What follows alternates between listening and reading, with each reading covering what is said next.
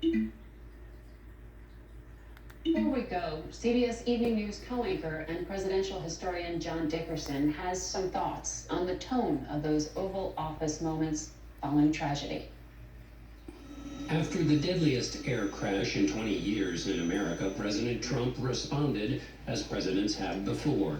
I speak to you this morning in an hour of anguish for our nation. In moments like this, the differences between Americans fade to nothing compared to the bonds of affection and loyalty that unite us all. Differences fade because we are all reminded of the basic truth that we are all human and life is fragile.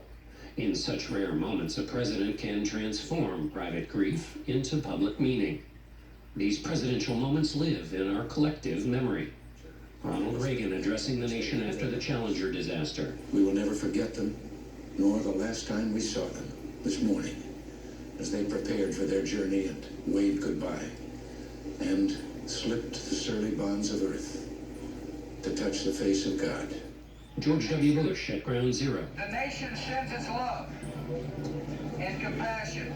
Barack Obama singing at the Emmanuel AME Church in Charleston. Amazing grace.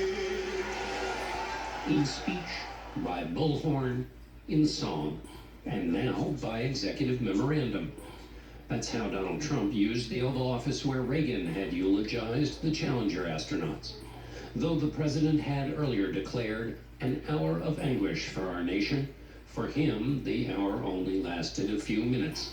He spent much of the remainder of this unique moment distributing blame. I put safety first. Obama, Biden, and the Democrats put policy first. And they put politics at a level that nobody's ever seen.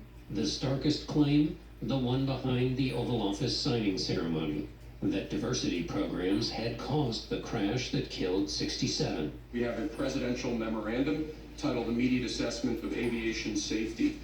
In light of the damage done to aviation safety by the Biden administration's DEI and woke policies. When asked what proof he had that diversity was the culprit, the president said he had no proof but didn't need any. I'm trying to figure out how you can come to the conclusion right now that diversity had something to do with this crash.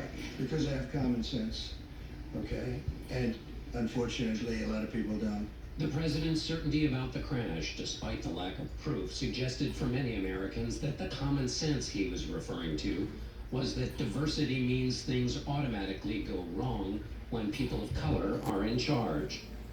In one press conference, he traveled the entire length of the emotional register, from asserting that the differences between Americans fade to returning the focus to those differences.